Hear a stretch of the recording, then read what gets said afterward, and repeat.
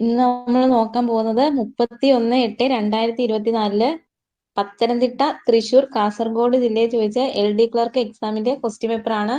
Question paper code വരുന്നത് 117/2024. ഒന്നാമത്തെ question, Vidyaposhini സഭ സ്ഥാപിച്ചത് ആര്?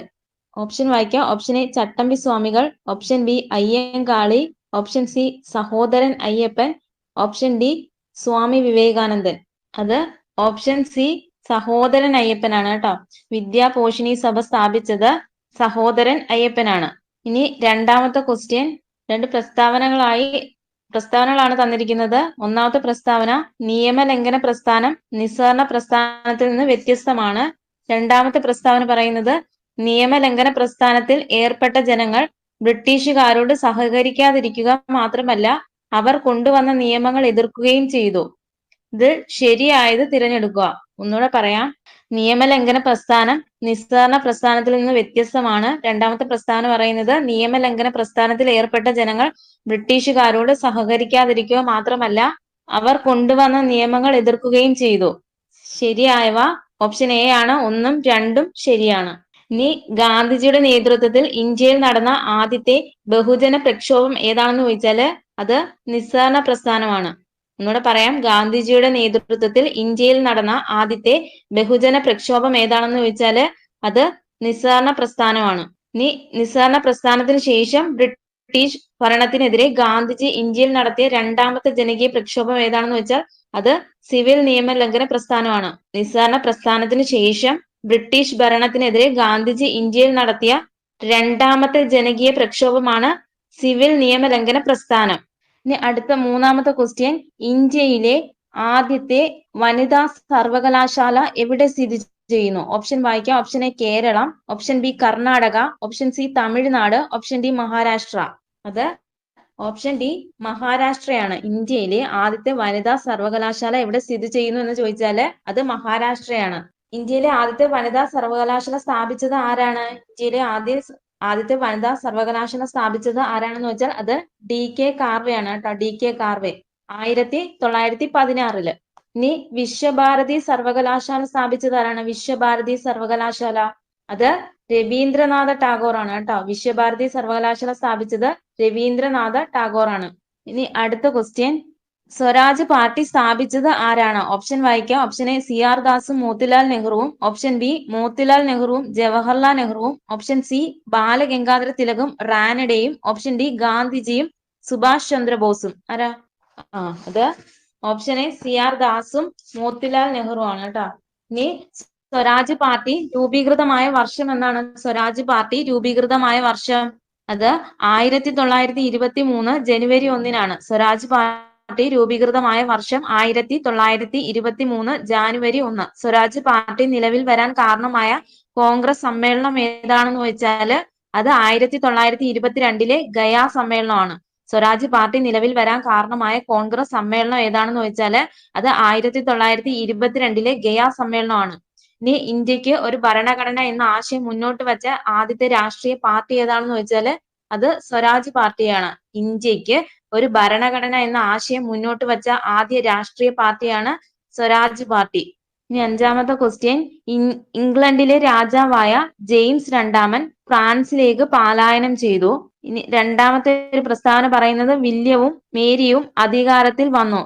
ഏത് സംഭവവുമായാണ് ഇവ ബന്ധപ്പെട്ടിരിക്കുന്നത്? പ്രസ്താവന ഒന്നുകൂടെ വായിക്കാം. ഇംഗ്ലണ്ടിലെ രാജാവായ ജെയിംസ് രണ്ടാമൻ ഫ്രാൻസിലേക്ക് പലായനം ചെയ്തു. രണ്ടാമത്തെ പ്രസ്താവന, വില്യവും മേരിയും അധികാരത്തിൽ വന്നു. ഏത് സംഭവവുമായാണ് ഇവ ബന്ധപ്പെട്ടിരിക്കുന്നത്?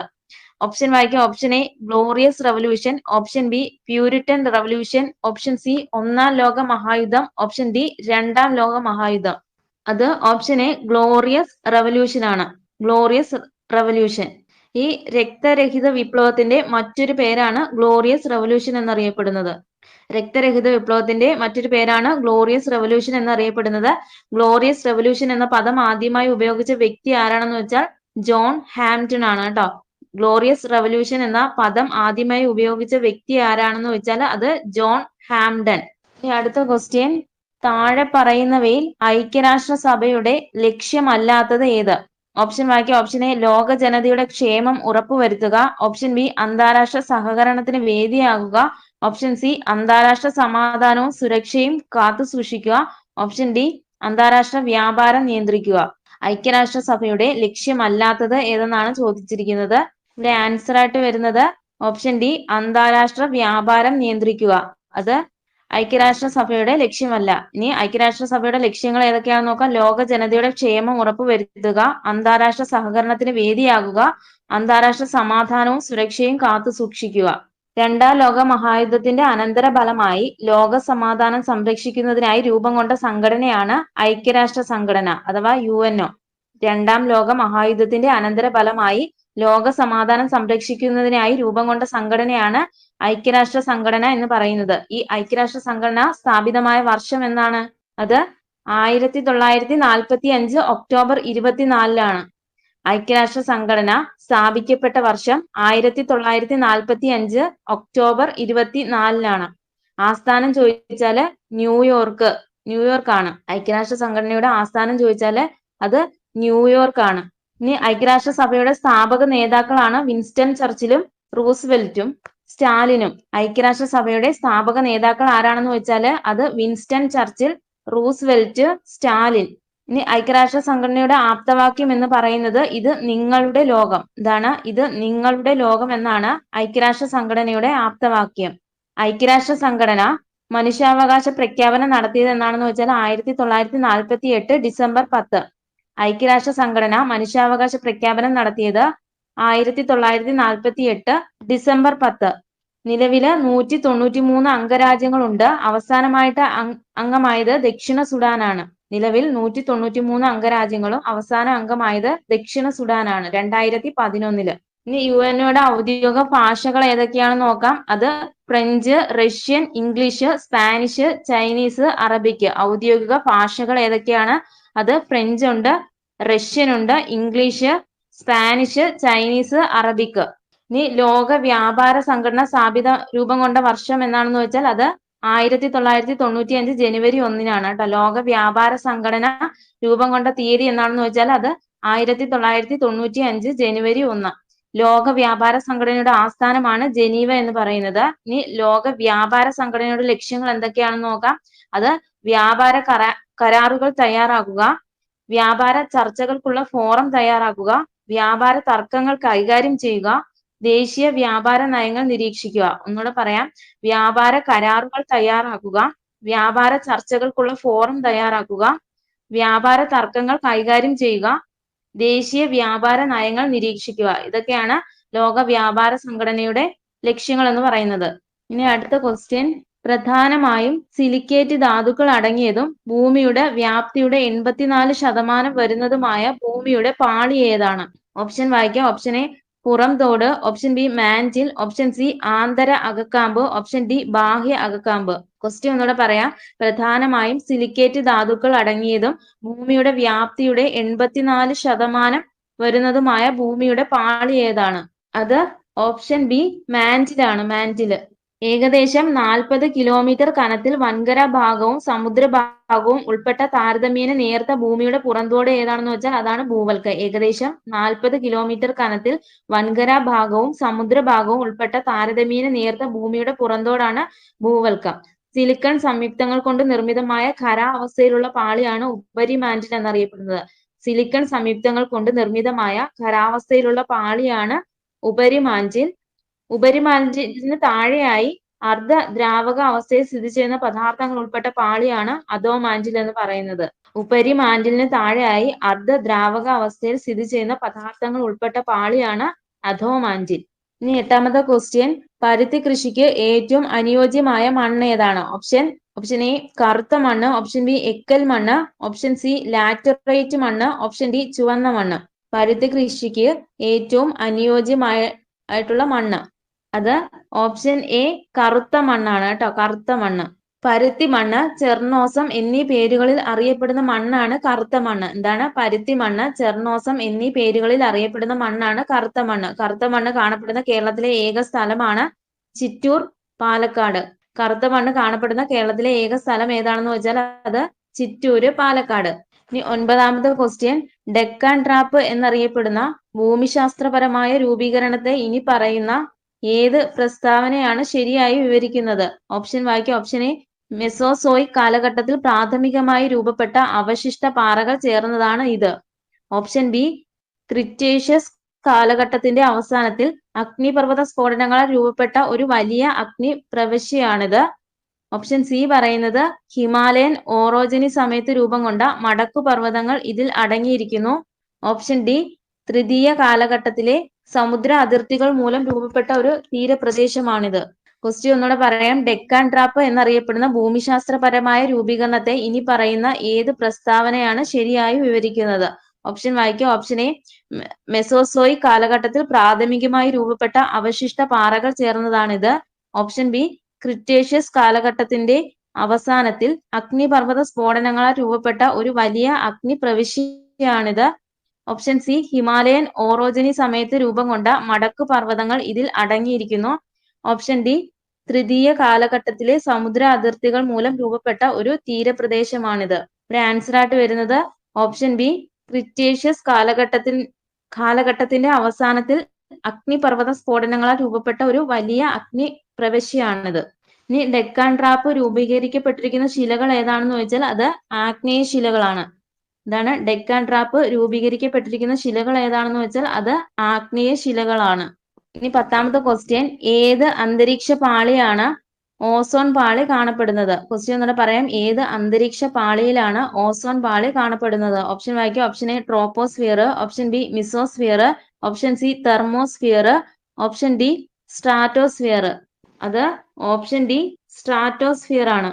ഇനി ട്രോപ്പോപാസിൽ തുടങ്ങി ഭൂമിയിൽ നിന്ന് ഏകദേശം 50 കിലോമീറ്റർ ഉയരം വരെ വ്യാപിച്ചിരിക്കുന്ന അന്തരീക്ഷ മണ്ഡലമാണ് സ്ട്രാറ്റോസ്ഫിയർ എന്ന് പറയുന്നത്. ട്രോപ്പോപാസിൽ തുടങ്ങി ഭൂമിയിൽ നിന്ന് ഏകദേശം 50 കിലോമീറ്റർ ഉയരം വരെ വ്യാപിച്ചിരിക്കുന്ന പാളിയാണ് സ്ട്രാറ്റോസ്ഫിയർ എന്ന് പറയുന്നത്. ഓസോൺ പാളി സ്ഥിതി ചെയ്യുന്നതും ജെറ്റ് വിമാനങ്ങൾ സഞ്ചരിക്കുന്ന അന്തരീക്ഷ മണ്ഡലം ഏതാണെന്നൊക്കെ ചോദിച്ചാൽ അത് സ്ട്രാറ്റോസ്ഫിയർ ആണ്. ഓസോൺ പാളി സ്ഥിതി ചെയ്യുന്ന അന്തരീക്ഷ പാളി, ജെറ്റ് വിമാനങ്ങൾ സഞ്ചരിക്കുന്ന അന്തരീക്ഷ മണ്ഡലം ഇതൊക്കെ സ്ട്രാറ്റോസ്ഫിയർ ആണ്.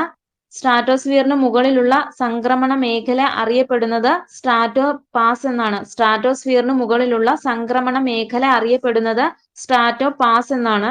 ഇനി ട്രോപ്പോസ്ഫിയർ എന്താണെന്ന് നോക്കാം. മേഘരൂപീകരണം, മഴ, മഞ്ഞ്, കാറ്റ്, ഇടിമിന്നൽ തുടങ്ങിയ അന്തരീക്ഷ പ്രതിഭാസങ്ങളെല്ലാം സംഭവിക്കുന്ന അന്തരീക്ഷ മണ്ഡലം ഏതാണെന്ന് വെച്ചാൽ അത് ട്രോപ്പോസ്ഫിയർ ആണ്. ഒന്നുകൂടെ പറയാം. മേഘരൂപീകരണം, മഴ, മഞ്ഞ്, കാറ്റ്, ഇടിമിന്നൽ തുടങ്ങിയ അന്തരീക്ഷ പ്രതിഭാസങ്ങളെല്ലാം സംഭവിക്കുന്ന അന്തരീക്ഷ മണ്ഡലമാണ് ട്രോപ്പോസ്ഫിയർ. ട്രോപ്പോസ്ഫിയറിൽ ഓരോ 165 മീറ്റർ ഉയരത്തിനും 1 ഡിഗ്രി സെൽഷ്യസ് എന്ന തോതിൽ താപം കുറഞ്ഞു വരുന്നു. ഇതിനെ ക്രമമായ താപനഷ്ടനിരക്ക് എന്ന് വിളിക്കുന്നു. ഒന്നുകൂടെ പറയാം. ട്രോപ്പോസ്ഫിയറിൽ ഓരോ 165 മീറ്റർ ഉയരത്തിനും 1 ഡിഗ്രി സെൽഷ്യസ് എന്ന തോതിൽ താപം കുറഞ്ഞു വരുന്നു. ഇതിനെ ക്രമമായ താപനഷ്ട നിരക്ക് എന്ന് പറയുന്നു. ഇനി ട്രോപ്പോസ്ഫിയറിന് മുകളിലുള്ള സംക്രമണ മേഖല അറിയപ്പെടുന്നത് ട്രോപ്പോപാസ് ആണ്. ട്രോപ്പോസ്ഫിയറിന് മുകളിലുള്ള സംക്രമണ മേഖല അറിയപ്പെടുന്നത് ട്രോപ്പോപാസ് എന്നറിയപ്പെടുന്നു.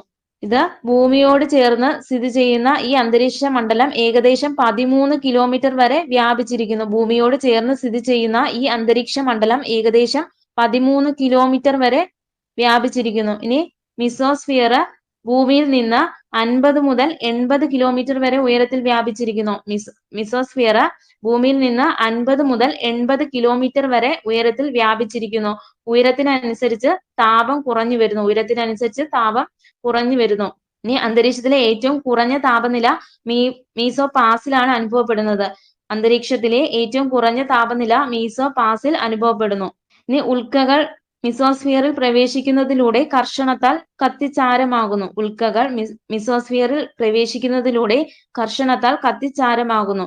മിസോസ്ഫിയറിന് മുകളിലുള്ള സംക്രമണ മേഖല ഏതാണെന്ന് വെച്ചാൽ അത് മിസോപാസ് ആണ്. മിസോസ്ഫിയറിന് മുകളിലുള്ള സംക്രമണ മേഖല ഏതാണെന്ന് വെച്ചാൽ അത് മീസോപാസ് ആണ്. ഇനി തെർമോസ്ഫിയർ എന്ന് പറയുന്നത് ഏകദേശം 80 മുതൽ 600 കിലോമീറ്റർ വരെ ഉയരത്തിൽ വ്യാപിച്ചിരിക്കുന്നു. ഏകദേശം 80 മുതൽ 600 കിലോമീറ്റർ വരെ ഉയരത്തിൽ വ്യാപിച്ചിരിക്കുന്നതാണ് തെർമോസ്ഫിയർ എന്ന് പറയുന്നത്.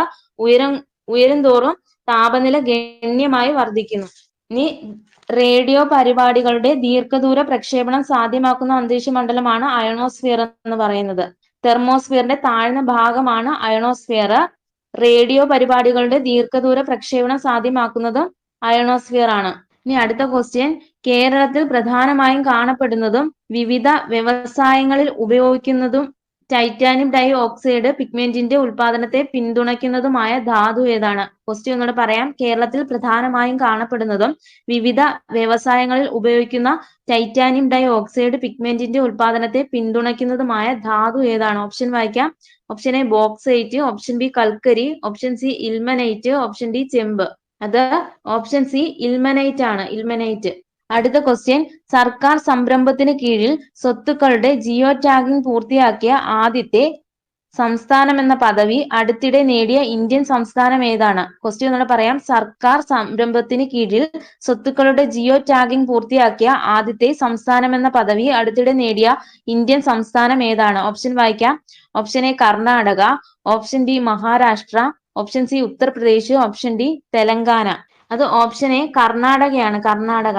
സർക്കാർ സംരംഭത്തിന് കീഴിൽ സ്വത്തുക്കളുടെ ജിയോ ടാഗിംഗ് പൂർത്തിയാക്കിയ ആദ്യത്തെ സംസ്ഥാനം എന്ന പദവി അടുത്തിടെ നേടിയ ഇന്ത്യൻ സംസ്ഥാനമാണ് കർണാടക. ഇനി അടുത്ത ക്വസ്റ്റ്യൻ, ഇന്ത്യയിൽ ഒന്നാം പഞ്ചവത്സര പദ്ധതി ആരംഭിച്ച വർഷം? ഓപ്ഷൻ വായിക്കാം. Option A 1947, option B 1949, option C 1950, option D 1951. ഇത് ഓപ്ഷൻ ഡി 1951 ഇന്ത്യയില് ഒന്നാം പഞ്ചവത്സര പദ്ധതി ആരംഭിച്ച വർഷം എന്നാണെന്ന് വെച്ചാൽ അത് 1951. ഇനി അടുത്ത ക്വസ്റ്റ്യൻ, നീതി ആയോഗ് സ്ഥാപിതമായ വർഷം? ഓപ്ഷൻ വായിക്കാം. Option A 2010, option B 2015, option C 2014, option D 2012. അത് ഓപ്ഷൻ ബി 2015.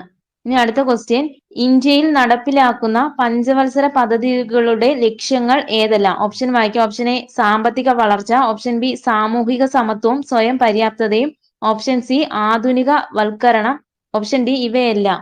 അത് ഓപ്ഷൻ ഡി ഇവയെല്ലാമാണ്. അപ്പം ഇന്ത്യയിൽ നടപ്പിലാക്കുന്ന പഞ്ചവത്സര പദ്ധതിയുടെ ലക്ഷ്യങ്ങൾ ഏതെല്ലാമാണെന്ന് നോക്കാം. ഓപ്ഷൻ എ സാമ്പത്തിക വളർച്ച, ഓപ്ഷൻ ബി സാമൂഹിക സമത്വവും സ്വയം പര്യാപ്തതയും, ഓപ്ഷൻ സി ആധുനികവൽക്കരണം.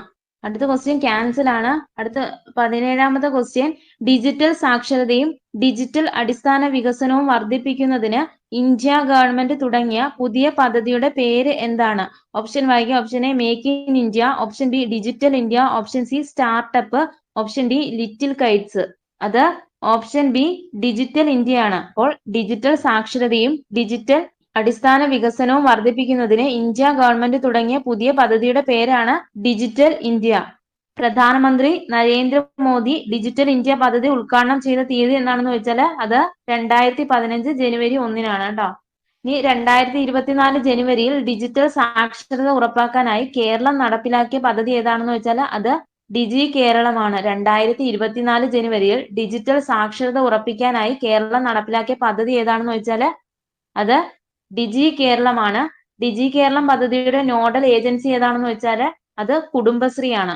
ഇനി അടുത്ത ക്വസ്റ്റ്യൻ, ഇന്ത്യയിൽ ഹരിത വിപ്ലവത്തിന്റെ ശില്പി എന്നറിയപ്പെടുന്നത് ആരാണ്? ഓപ്ഷൻ വായിക്കാം. Option A doctor MS Swaminathan, option B Sunderlal Bahuguna, option C Varghese Kurien, option D Janaki Ammal.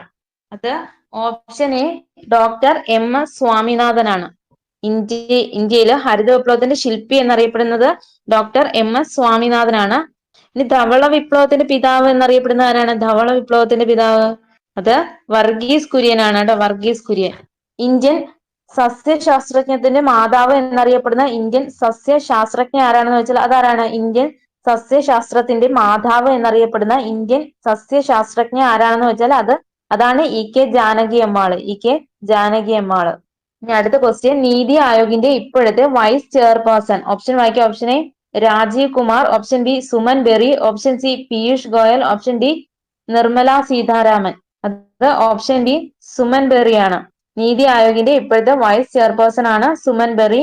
ഇപ്പോഴത്തെ CEO ആരാണ്? CEO അത് BVR സുബ്രഹ്മണ്യൻ, BVR സുബ്രഹ്മണ്യം. ഇനി അടുത്ത ക്വസ്റ്റ്യൻ, ഭരണഘടനയുടെ 42ാം ഭേദഗതിയുമായി ബന്ധപ്പെട്ട് ശരിയായ പ്രസ്താവനകൾ ഏതെല്ലാം? പ്രസ്താവന വായിക്കാം. സോഷ്യലിസ്റ്റ്, സെക്യുലാർ എന്നീ പദങ്ങൾ കൂട്ടിച്ചേർത്തു. രണ്ടാമത്തെ പ്രസ്താവന സമത്വം, സാഹോദര്യം എന്നീ പദങ്ങൾ കൂട്ടിച്ചേർത്തു. മൂന്നാമത്തെ പ്രസ്താവന വരുന്നത് അഖണ്ഡത എന്ന പദം കൂട്ടിച്ചേർത്തു. അത് ഓപ്ഷൻ ബി ആണ്. 1ഉം 3ഉം മാത്രമാണ് ശരിയായ പ്രസ്താവന. അപ്പൊ ഭരണഘടനയുടെ 42ാം ഭേദഗതിയില് സോഷ്യലിസ്റ്റ്, സെക്യുലാർ എന്നീ പദങ്ങൾ കൂട്ടിച്ചേർത്തു. അഖണ്ഡത എന്ന പദവും കൂട്ടിച്ചേർത്തു. ഇനി മിനി കോൺസ്റ്റിറ്റ്യൂഷൻ എന്നറിയപ്പെടുന്ന ഭേദഗതി ഏതാണെന്ന് വെച്ചാൽ അത് 42ാം ഭരണഘടനാ ഭേദഗതിയാണ്. എന്താണ്? മിനി കോൺസ്റ്റിറ്റ്യൂഷൻ എന്നറിയപ്പെടുന്ന ഭേദഗതിയാണ് 42ാം ഭരണഘടനാ ഭേദഗതി. 42ാം ഭരണഘടനാ ഭേദഗതിയിലൂടെ ആമുഖത്തിൽ കൂട്ടിച്ചേർത്ത വാക്കുകളാണ് സ്ഥിതി സമത്വം, മതേതരത്വം, അഖണ്ഡത. 42ാം ഭരണഘടനാ ഭേദഗതിയിലൂടെ ആമുഖത്തിൽ കൂട്ടിച്ചേർത്ത വാക്കുകൾ ഏതൊക്കെയാണെന്ന് ചോദിച്ചാല് അത് സ്ഥിതി സമത്വം, മതേതരത്വം, അഖണ്ഡത. ഇനി പരമാധികാര ജനാധിപത്യ റിപ്പബ്ലിക് എന്നതിന് പകരം പരമാധികാര സ്ഥിതി സമത്വ മതേതര ജനാധിപത്യ റിപ്പബ്ലിക് എന്നായി. രാഷ്ട്രത്തിന്റെ ഐക്യം എന്ന പ്രയോഗത്തിന് പകരം രാഷ്ട്രത്തിന്റെ ഐക്യവും അഖണ്ഡതയും എന്നാക്കി. ഒന്നുകൂടെ പറയാം. പരമാധികാര ജനാധിപത്യ റിപ്പബ്ലിക് എന്നതിന് പകരം പരമാധികാര സ്ഥിതി സമത്വ മതേതര ജനാധിപത്യ റിപ്പബ്ലിക് എന്നായി. ഇനി രാഷ്ട്രത്തിന്റെ ഐക്യം എന്ന പ്രയോഗത്തിന് പകരം രാഷ്ട്രത്തിന്റെ ഐക്യവും അഖണ്ഡതയും എന്നാക്കി. ഇനി 42ാം ഭരണഘടനാ ഭേദഗതി പാർലമെന്റിൽ പാസ്സായ വർഷം എന്നാണെന്ന് വെച്ചാൽ അത് 1976 42ാം ഭരണഘടനാ ഭേദഗതി പാർലമെന്റിൽ പാസ്സായ വർഷം എന്നാണെന്ന് വെച്ചാൽ അത് 1976. ഇനി 42ാം ഭരണഘടനാ ഭേദഗതി നിലവിൽ വന്നത് എന്നാണെന്ന് വെച്ചാൽ അത് 1977 ജനുവരി 3-നാണ്. ഇനി 1976 42ാം ഭേദഗതി പ്രകാരം സംസ്ഥാന ലിസ്റ്റിൽ നിന്ന് 5 വിഷയങ്ങളെയാണ് കൺകറന്റ് ലിസ്റ്റിലേക്ക് മാറ്റിയത്. അത് ഏതൊക്കെയാണെന്ന് നോക്കാം. വിദ്യാഭ്യാസം, വനം, വന്യജീവികളുടെയും പക്ഷികളുടെയും സംരക്ഷണം, അളവ് തൂക്ക സമ്പ്രദായം, സുപ്രീം കോടതിയുടെയും ഹൈക്കോടതിയുടെയും ഒഴികെയുള്ള മറ്റു കോടതികളിലെ ഭരണ സംവിധാനം. ഒന്നുകൂടെ പറയാം. 1976 42ാം ഭേദഗതി പ്രകാരം സംസ്ഥാന ലിസ്റ്റിൽ നിന്നും 5 വിഷയങ്ങളെ കൺകറന്റ് ലിസ്റ്റിലേക്ക് മാറ്റി. അത് ഏതൊക്കെയാണെന്ന് ചോദിച്ചാല് വിദ്യാഭ്യാസം, വനം, വന്യജീവികളുടെയും പക്ഷികളുടെയും സംരക്ഷണം, അളവ് തൂക്ക സമ്പ്രദായം, സുപ്രീം കോടതിയുടെയും ഹൈക്കോടതിയുടെയും ഒഴികെയുള്ള മറ്റു കോടതികളിലെ ഭരണ സംവിധാനം. ഇനി അടുത്ത ക്വസ്റ്റ്യൻ. താഴെ പറയുന്ന വനിതകളിൽ ഭരണഘടനാ നിർമ്മാണ സഭയിൽ അംഗമല്ലാത്തത് ആര്? ഓപ്ഷൻ വായിക്കാം. Option A Rajkumari Amrit Kaur, option B Ammukutty Swaminathan, option C Accamma Cherian, option D Renuka Ray. അത് ഓപ്ഷൻ സി അക്കമ്മ ചെറിയാനാണ്. തിരുവിതാംകൂറിന്റെ ഝാൻസി റാണി എന്നറിയപ്പെടുന്ന നവോത്ഥാന നായികയാണ് അക്കമ്മ ചെറിയാൻ. എന്താണ്? തിരുവിതാംകൂറിന്റെ ഝാൻസി റാണി എന്നറിയപ്പെടുന്നതാണ് അക്കമ്മ ചെറിയാൻ. അക്കമ്മ ചെറിയാന്റെ നേതൃത്വത്തിൽ സ്ഥാപിതമായ സ്ത്രീകളുടെ സന്നദ്ധ സേവാ സംഘടന ഏതാണെന്ന് ചോദിച്ചാൽ അത് ദേശസേവികാ സംഘമാണ്. അക്കമ്മ ചെറിയാന്റെ നേതൃത്വത്തിൽ സ്ഥാപിതമായ സ്ത്രീകളുടെ സന്നദ്ധ സേവാ സംഘടന ഏതാണെന്ന് ചോദിച്ചാല് ദേശസേവികാ സംഘമാണ്. ഇനി തിരുവിതാംകൂർ സ്റ്റേറ്റ് കോൺഗ്രസിന്റെ ആക്ടിംഗ് പ്രസിഡന്റായ ആദ്യ വനിത ആരാണെന്ന് വെച്ചാൽ അതും അക്കമ്മ ചെറിയാനാണ്. തിരുവിതാംകൂർ സ്റ്റേറ്റ് കോൺഗ്രസിന്റെ ആക്ടിംഗ് പ്രസിഡന്റായ ആദ്യ വനിത ആരാണെന്ന് ചോദിച്ചാൽ അതും അക്കമ്മ ചെറിയാനാണ്. ഇനി അടുത്ത ക്വസ്റ്റ്യൻ നോക്കാം. കൂടുതൽ അധികാരത്തോടു കൂടിയ കേന്ദ്ര ഗവൺമെന്റ് എന്ന ഇന്ത്യൻ ഫെഡറലിസം ഏത് ഭരണഘടനയുടെ സ്വാധീനത്താൽ രൂപപ്പെടുത്തിയതാണ്? ക്വസ്റ്റ്യൻ ഒന്നുകൂടെ പറയാം. കൂടുതൽ അധികാരത്തോടു കൂടിയ കേന്ദ്ര ഗവൺമെന്റ് എന്ന ഇന്ത്യൻ ഫെഡറലിസം ഏത് ഭരണഘടനയുടെ സ്വാധീനത്താൽ രൂപപ്പെടുത്തിയതാണ്? ഓപ്ഷൻ വായിക്കാം. Option A America, option B Canada, option C Germany, option D Switzerland. അത് ഓപ്ഷൻ ബി കാനഡയാണ്. കാനഡ. ഇനി 23ാമത്തെ ക്വസ്റ്റ്യൻ. ഇന്ത്യൻ ഉപരാഷ്ട്രപതിയുടെ തിരഞ്ഞെടുപ്പുമായി ബന്ധപ്പെട്ട് താഴെ പറയുന്നതിൽ ശരിയായ പ്രസ്താവനകൾ ഏതെല്ലാം? പ്രസ്താവന പറയാം. പ്രസ്താവന 1 പറയുന്നത് രാജ്യസഭയിലെ തിരഞ്ഞെടുക്കപ്പെട്ട എംപിമാർക്കെല്ലാം വോട്ടവകാശം ലഭിക്കുന്നു. രണ്ടാമത്തെ പ്രസ്താവന പറയുന്നത് ലോക്സഭയിലെ മുഴുവൻ എംപിമാർക്കും വോട്ടവകാശം ലഭിക്കുന്നു. മൂന്നാമത്തെ പ്രസ്താവന പറയുന്നത് രാജ്യസഭയിലെ മുഴുവൻ എംപിമാർക്കും വോട്ടവകാശം ലഭിക്കുന്നു. ഇവിടെ ആൻസർ ആയിട്ട് വരുന്നത് ഇവയൊന്നുമല്ല. ഇത് മൂന്നും തെറ്റാണ്. ഇവയൊന്നുമല്ല. ഓപ്ഷൻ ഡി ആണ് വരുന്നത്. ഇവയൊന്നുമല്ല. ഇനി ഉപരാഷ്ട്രപതി തിരഞ്ഞെടുപ്പിൽ പങ്കെടുക്കുന്നത് ആരൊക്കെയാണെന്ന് വെച്ചാൽ പാർലമെന്റിലെ 2 സഭകളിലെയും എല്ലാ അംഗങ്ങളും ചേർന്ന ഇലക്ടറൽ കോളേജ് ആണ്. എ ഓപ്ഷൻ പറയുന്നത് രാജ്യസഭയിലെ തിരഞ്ഞെടുക്കപ്പെട്ട എംപിമാർക്കെല്ലാം വോട്ടവകാശം ലഭിക്കുന്നു. അപ്പൊ ഇവിടെ ആൻസർ ആയിട്ട് വരുന്നത് ഇവയൊന്നുമല്ല. രാജ്യസഭയിലേക്കും ലോക്സഭയിലേക്കും നാമനിർദ്ദേശം ചെയ്യപ്പെട്ട അംഗങ്ങൾക്ക് ഉപരാഷ്ട്രപതി തിരഞ്ഞെടുപ്പിൽ വോട്ടവകാശമുണ്ട്. എന്നാൽ രാഷ്ട്രപതി തിരഞ്ഞെടുപ്പിൽ വോട്ടവകാശം ഇല്ലെന്നാണ് പറയുന്നത്. ഇനി അടുത്ത ക്വസ്റ്റ്യൻ. കേന്ദ്ര സംസ്ഥാന അധികാര വിഭജനത്തെ കുറിച്ച് പറയുന്നതിൽ സംസ്ഥാന ലിസ്റ്റിൽ പെടാത്ത വിഷയം ഏത്? ഓപ്ഷൻ വായിക്കാം. ഓപ്ഷൻ എ കൃഷി, ഓപ്ഷൻ ബി വനം, ഓപ്ഷൻ സി വ്യാപാരം വാണിജ്യം, ഓപ്ഷൻ ഡി പൊതുജന ആരോഗ്യം. ഏതാ? അത് ഓപ്ഷൻ ബി വനമാണ് കേട്ടോ. സംസ്ഥാന ലിസ്റ്റിൽ പെടാത്ത വിഷയം ഏതാണെന്ന് വെച്ചാൽ അത് ഓപ്ഷൻ ബി വനം. ഇത് ഏത് ലിസ്റ്റിലാണ് പെടുന്നത്? വനം. അത് കൺകറന്റ് ലിസ്റ്റിൽ പെടുന്ന വിഷയങ്ങളാണ്. ഇനി അടുത്ത ക്വസ്റ്റ്യൻ, അമേരിക്കൻ പ്രസിഡന്റിനെ തിരഞ്ഞെടുക്കുന്നത് എത്ര വർഷത്തേക്കാണ്? ഓപ്ഷൻ വായിക്കാം. ഓപ്ഷൻ എ 5 വർഷം, ഓപ്ഷൻ ബി 3 വർഷം, ഓപ്ഷൻ സി 4 വർഷം, ഓപ്ഷൻ ഡി 2 വർഷം. അത് ഓപ്ഷൻ സി 4 വർഷമാണ് കേട്ടോ. അമേരിക്കൻ പ്രസിഡന്റിനെ തിരഞ്ഞെടുക്കുന്നത് 4 വർഷത്തേക്കാണ്. അമേരിക്കയുടെ നിലവിലെ പ്രസിഡന്റ് ആരാണ്? അത് ഡൊണാൾഡ് ട്രംപ് ആണ്. അമേരിക്കയിലെ നിലവിലെ പ്രസിഡന്റ് ആരാണെന്ന് വെച്ചാല് ഡൊണാൾഡ് ട്രംപ് 47ാമത്തെ പ്രസിഡന്റ് ആണ്. ഇനി അമേരിക്കയുടെ നിലവിലെ വൈസ് പ്രസിഡന്റ് ആരാണ്? അമേരിക്കയുടെ നിലവിലെ വൈസ് പ്രസിഡന്റ് അത് JD വാൻസ് ആണ്. JD Vance. ഇനി അടുത്ത ക്വസ്റ്റ്യൻ, കേരള സംസ്ഥാന ദുരന്ത നിവാരണ അതോറിറ്റിയുടെ ഘടനയെ സംബന്ധിക്കുന്ന ശരിയായ പ്രസ്താവനകൾ തിരഞ്ഞെടുക്കുക. പ്രസ്താവന വായിക്കാം. ഒന്നാമത്തെ പ്രസ്താവന, അധ്യക്ഷൻ മുഖ്യമന്ത്രിയാണ്. രണ്ടാമത്തെ പ്രസ്താവന, നിലവിലെ അംഗസംഖ്യ 9 ആണ്. മൂന്നാമത്തെ പ്രസ്താവന, ഉപാധ്യക്ഷൻ revenue department additional chief secretary ആണ്. ഒന്നുകൂടെ പറയാം. കേരള സംസ്ഥാന ദുരന്ത നിവാരണ അതോറിറ്റിയുടെ ഘടനയെ സംബന്ധിക്കുന്ന ശരിയായ പ്രസ്താവനകൾ തിരഞ്ഞെടുക്കുക. അധ്യക്ഷൻ മുഖ്യമന്ത്രിയാണ്. ശരിയാണോ? ശരിയാണ്. നിലവിലെ അംഗസംഖ്യ 9 ആണ്. അത് തെറ്റാണ് കേട്ടോ. ഉപാധ്യക്ഷൻ revenue department additional chief secretary ആണ്.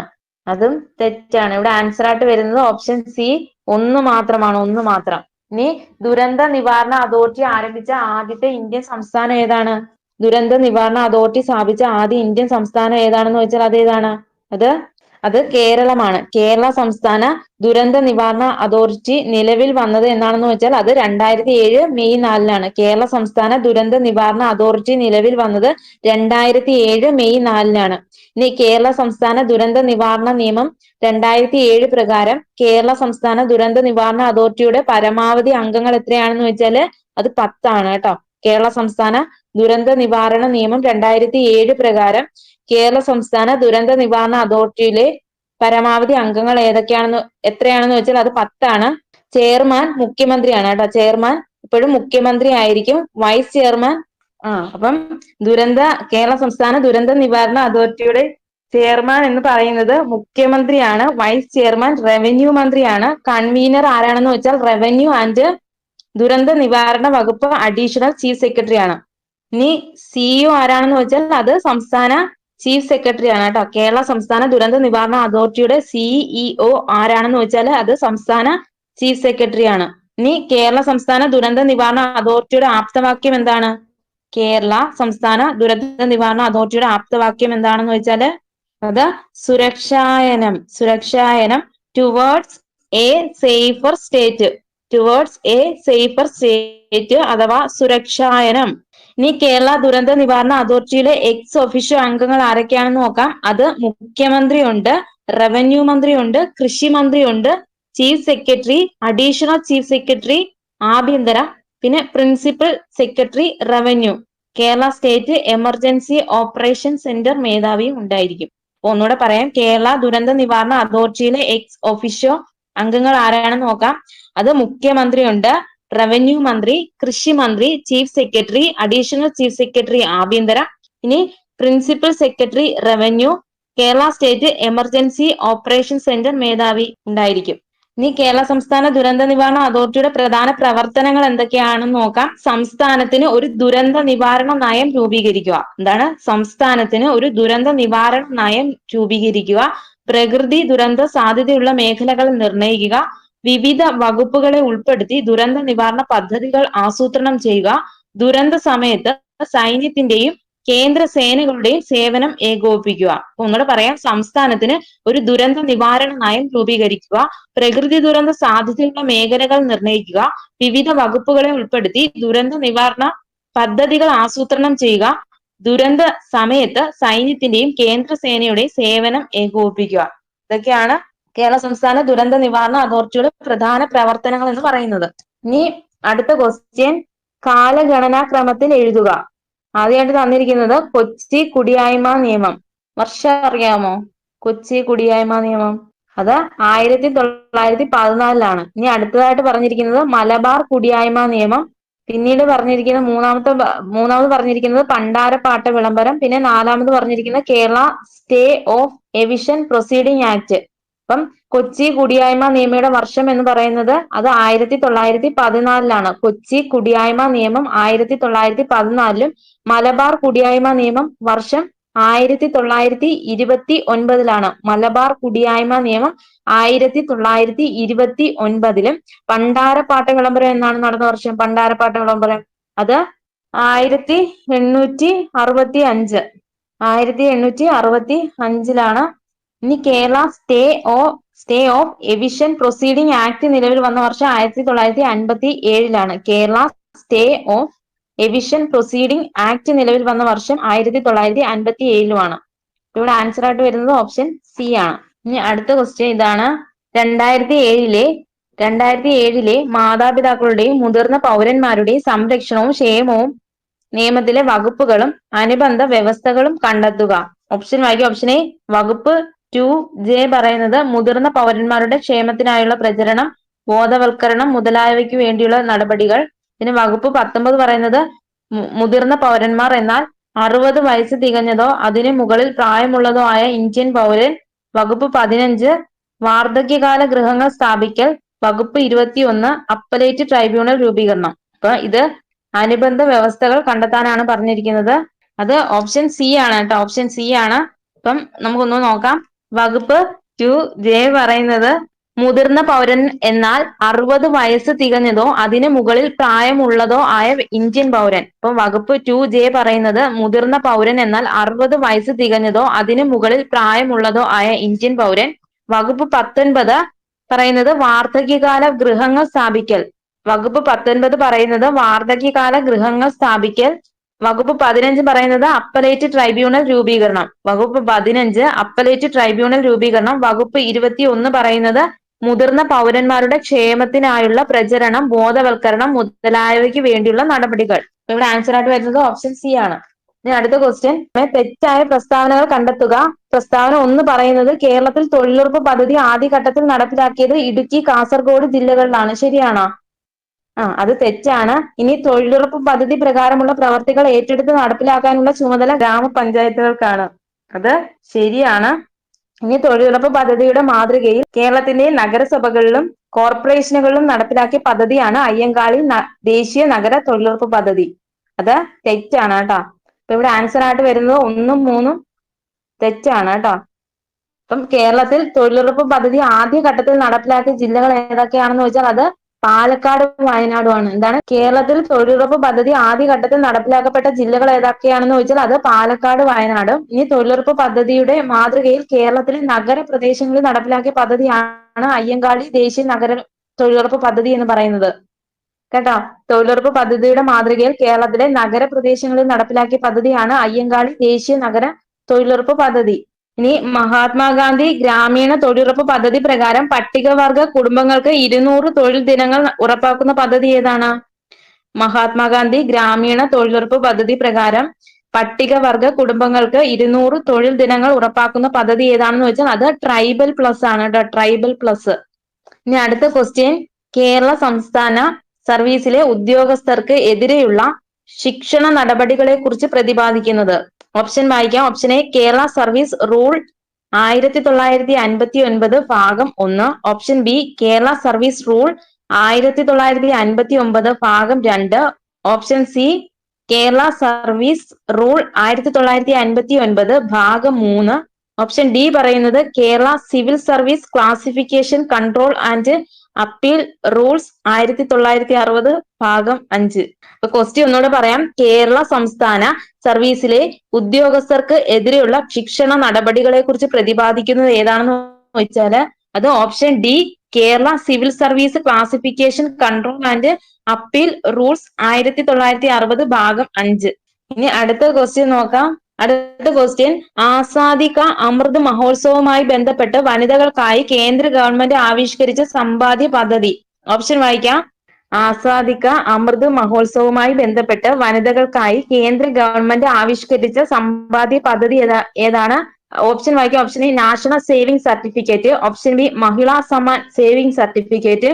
Option C Mahila Shaktikaran Yojana. Option D Sukanya Samriddhi Yojana. അത് option B Mahila Samman saving certificate ആണ് കേട്ടോ. മഹിളാ സമ്മാൻ സേവിംഗ് സർട്ടിഫിക്കറ്റ് ആണ്. ഈ സുകന്യ സമൃദ്ധി മറ്റു കുഞ്ഞുങ്ങൾക്ക് വേണ്ടി 10 വയസ്സിന് താഴെയുള്ള പെൺകുട്ടികൾക്ക് വേണ്ടിയുള്ള പദ്ധതിയാ. അപ്പം ആസാദിക അമൃത് മഹോത്സവവുമായി ബന്ധപ്പെട്ട് വനിതകൾക്കായി കേന്ദ്ര ഗവൺമെന്റ് ആവിഷ്കരിച്ച സമ്പാദ്യ പദ്ധതി ഏതാണെന്ന് വെച്ചാൽ അത് മഹിളാ സമ്മാൻ സേവിംഗ് സർട്ടിഫിക്കറ്റ് ആണ്. ഈ മഹിളാ സമ്മാൻ സേവിംഗ് സർട്ടിഫിക്കറ്റ് സ്കീം അനുസരിച്ച് കുറഞ്ഞ നിക്ഷേപം 1000 രൂപയും പരമാവധി നിക്ഷേപം 2 ലക്ഷം രൂപയുമാണ് കേട്ടോ. കുറഞ്ഞ നിക്ഷേപം 1000 രൂപയും പരമാവധി നിക്ഷേപം 2 ലക്ഷം രൂപയുമാണ്. ഇനി 2024 കേരള ബജറ്റിൽ പരാമർശിച്ചിട്ടുള്ള ഉന്നതി മിഷൻ ആരുടെ ഉന്നമനം ലക്ഷ്യമാക്കിയിട്ടുള്ളതാണ്? ഓപ്ഷൻ വായിക്കാം. ഓപ്ഷൻ എ പട്ടികവർഗ വിഭാഗങ്ങളുടെ, ഓപ്ഷൻ ബി കുടുംബശ്രീ അംഗങ്ങളുടെ, ഓപ്ഷൻ സി ഭിന്നശേഷി വിഭാഗങ്ങളുടെ, ഓപ്ഷൻ ഡി വിദ്യാർത്ഥികളുടെ. ഓപ്ഷൻ എ പട്ടികവർഗ വിഭാഗങ്ങളുടെയാണ് കേട്ടോ. 2024 കേരള ബജറ്റിൽ പരാമർശിച്ചിട്ടുള്ള ഉന്നതി മിഷൻ ആരുടെ ഉന്നമനം ലക്ഷ്യമാക്കിയിട്ടുള്ളത് ആണെന്ന് ചോദിച്ചാൽ അത് പട്ടികവർഗ വിഭാഗങ്ങളുടെയാണ് കേട്ടോ. ഇനി കേരള ബജറ്റ് 2025-26 അവതരിപ്പിച്ചത് ആരാണ്? കേരള ബജറ്റ് 2025-26 അത് അവതരിപ്പിച്ചത് 2025 ഫെബ്രുവരി 7 ധനമന്ത്രി KN ബാലഗോപാലാണ് കേട്ടോ. കേരള ബജറ്റ് 2025-26 അവതരിപ്പിച്ചത് ധനമന്ത്രി KN ബാലഗോപാലാണ്. ഇനി ചോദിക്കാം, സംസ്ഥാനത്ത് ആദ്യമായി സിറ്റിസൺസ് ബജറ്റ് അവതരിപ്പിച്ചത് ആരാണ്? അത് KN ബാലഗോപാലാണ് കേട്ടോ. സംസ്ഥാനത്ത് ആദ്യമായി സിറ്റിസൺസ് ബജറ്റ് അവതരിപ്പിച്ചത് ആരാണെന്ന് വെച്ചാൽ അത് KN ബാലഗോപാലാണ്. ബജറ്റിലെ വരവും ചെലവും എല്ലാവർക്കും മനസ്സിലാകുന്ന തരത്തിൽ ലളിതമായി വിവരിക്കുന്നതാണ് സിറ്റിസൺസ് ബജറ്റ് എന്ന് പറയുന്നത്. അപ്പം ബജറ്റിലെ വരവും ചിലവും എല്ലാവർക്കും മനസ്സിലാകുന്ന തരത്തിൽ ലളിതമായി വിവരിക്കുന്നതാണ് സിറ്റിസൺസ് ബജറ്റ് എന്ന് പറയുന്നത്. സംസ്ഥാനത്ത് ആദ്യമായിട്ട് സിറ്റിസൺസ് ബജറ്റ് അവതരിപ്പിച്ചത് KN ബാലഗോപാലാണ്. ഇനി ഏറ്റവും കൂടുതൽ വരവ് ലഭിച്ചത് GST, വിൽപ്പന നികുതി, മദ്യം, ലോട്ടറി തുടങ്ങിയവയിൽ നിന്നാണ് കേട്ടോ. ഏറ്റവും കൂടുതൽ വരവ് ലഭിച്ചത് GST, വിൽപ്പന നികുതി, മദ്യം, ലോട്ടറി തുടങ്ങിയവയിൽ നിന്നും. ഏറ്റവും കൂടുതൽ ചിലവ് സർക്കാർ ജീവനക്കാരുടെ ശമ്പളം, പെൻഷൻ, മുൻപ് വാങ്ങിയ കടത്തിന്റെ പലിശ തുടങ്ങിയവയ്ക്ക്. അപ്പം ഏറ്റവും കൂടുതൽ ചെലവ് സർക്കാർ ജീവനക്കാരുടെ ശമ്പളം, പെൻഷൻ, മുൻപ് വാങ്ങിയ കടത്തിന്റെ പലിശ തുടങ്ങിയവയ്ക്കാണ് കൂടുതൽ ചിലവും. ഇനി അടുത്ത ക്വസ്റ്റ്യൻ, കൃത്യമായ പ്രജനന കാലഘട്ടമുള്ള ജീവികളിൽ ലൈംഗിക പ്രവർത്തനങ്ങൾ നിയന്ത്രിക്കുന്ന ഹോർമോൺ ഏത്? ഓപ്ഷൻ വായിക്കാം. Option A aldosterone, option B thymosin, option C melatonin, option D oxytocin.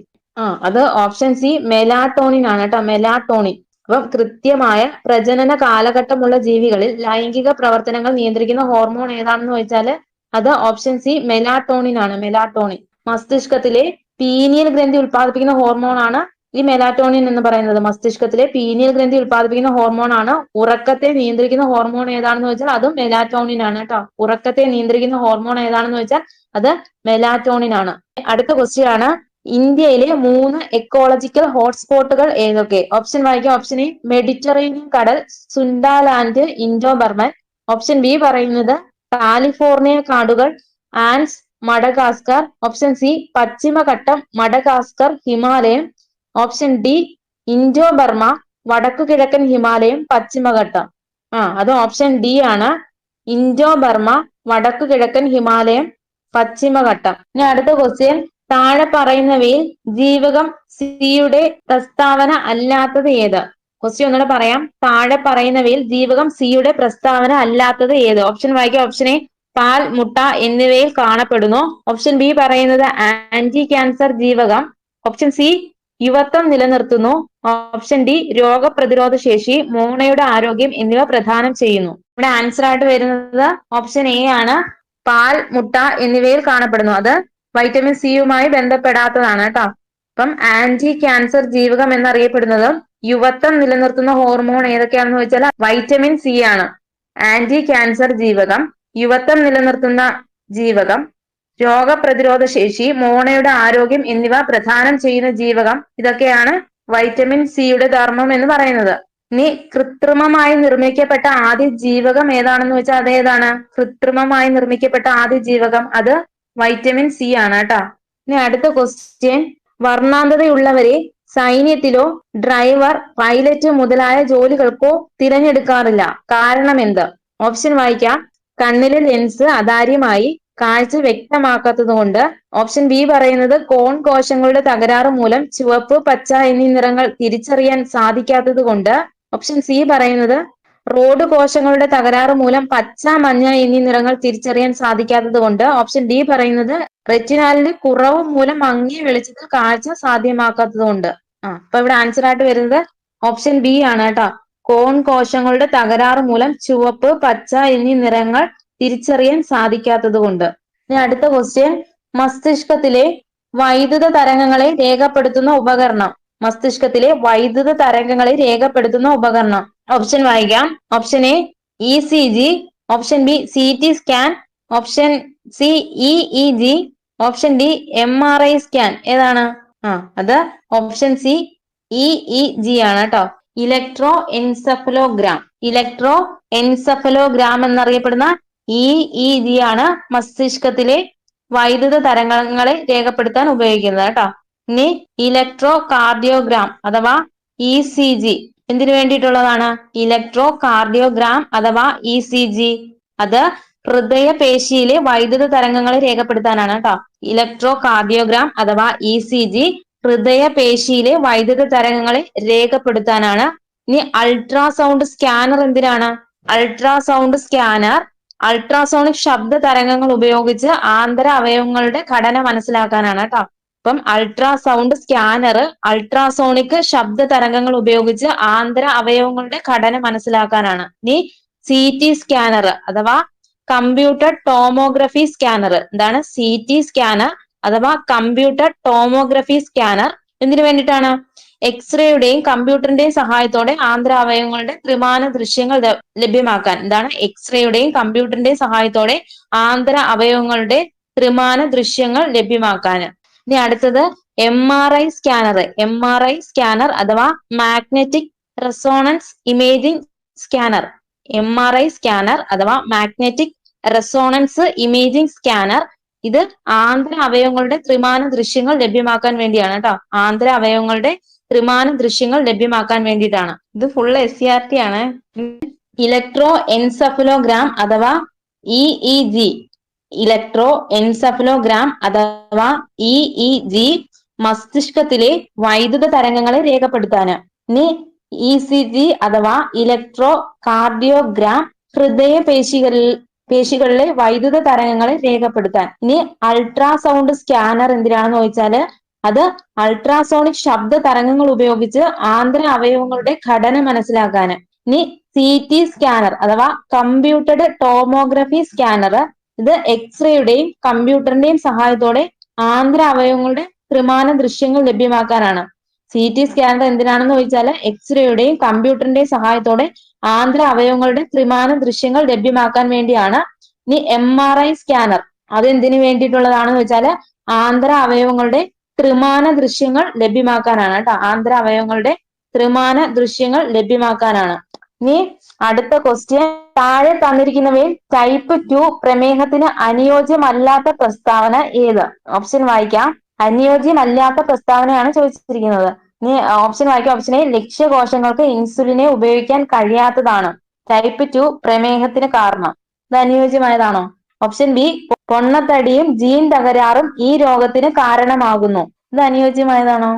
ആഹാര നിയന്ത്രണവും വ്യായാമവും ആവശ്യമെങ്കിൽ മരുന്നുകൾ വഴിയും ഈ രോഗാവസ്ഥ നിയന്ത്രിക്കാം. ഇനി ഓപ്ഷൻ ഡി പറയുന്നത് മുകളിൽ പറഞ്ഞ പ്രസ്താവനകളെല്ലാം തെറ്റാണ്. അപ്പം ആൻസർ ആയിട്ട് വരുന്നത് ഓപ്ഷൻ ഡി മുകളിൽ പറഞ്ഞ പ്രസ്താവനകളെല്ലാം തെറ്റാണ് കേട്ടോ. ഇത് 40ാമത്തെ ക്വസ്റ്റ്യൻ, കോവിഷീൽഡ് എന്ന COVID-19 വാക്സിൻ വിപണിയിൽ നിന്നും പിൻവലിച്ചു. ഈ വാക്സിൻ നിർമ്മിച്ച കമ്പനി ഏതാണ്? ഓപ്ഷൻ വായിക്കാം. Johnson and Johnson, option B AstraZeneca, option C Pfizer, option D Torrent Pharma. ഏതാണ്?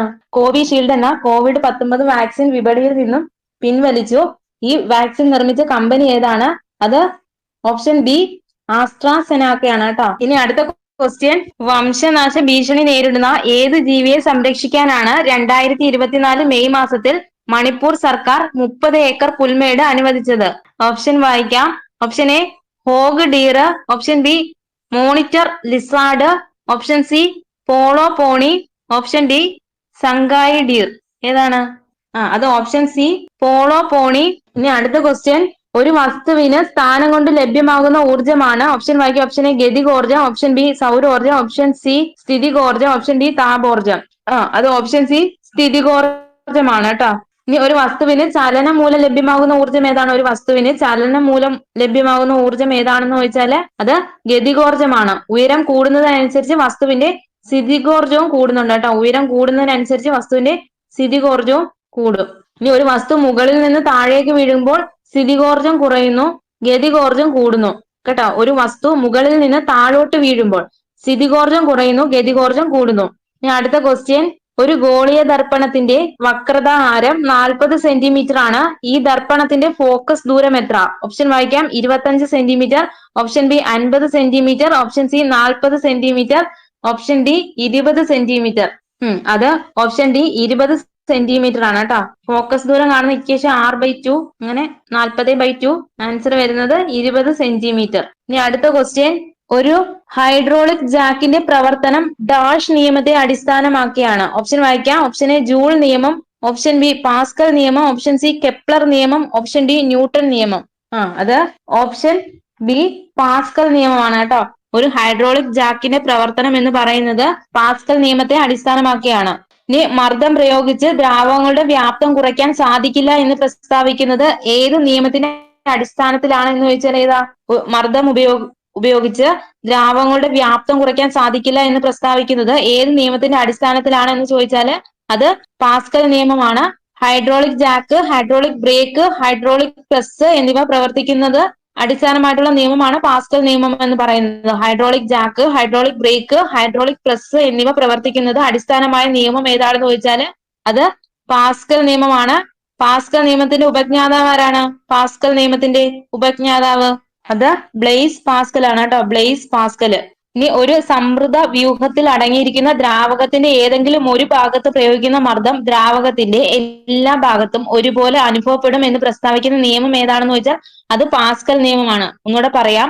ഒരു സമൃദ്ധ വ്യൂഹത്തിൽ അടങ്ങിയിരിക്കുന്ന ദ്രാവകത്തിന്റെ ഏതെങ്കിലും ഒരു ഭാഗത്ത് പ്രയോഗിക്കുന്ന മർദ്ദം ദ്രാവകത്തിന്റെ എല്ലാ ഭാഗത്തും ഒരുപോലെ അനുഭവപ്പെടും എന്ന് പ്രസ്താവിക്കുന്ന നിയമം ഏതാണെന്ന് ചോദിച്ചാൽ അത് പാസ്കൽ നിയമമാണ് കേട്ടോ. ഇനി അടുത്ത ക്വസ്റ്റ്യൻ, ചന്ദ്രയാൻ 3 ദൗത്യത്തിന്റെ റോവർ അറിയപ്പെടുന്നത്? ഓപ്ഷൻ വായിക്കാം. Vikram, option B Pragyan, option C Dhruv, option D Aditya. ഏതാ?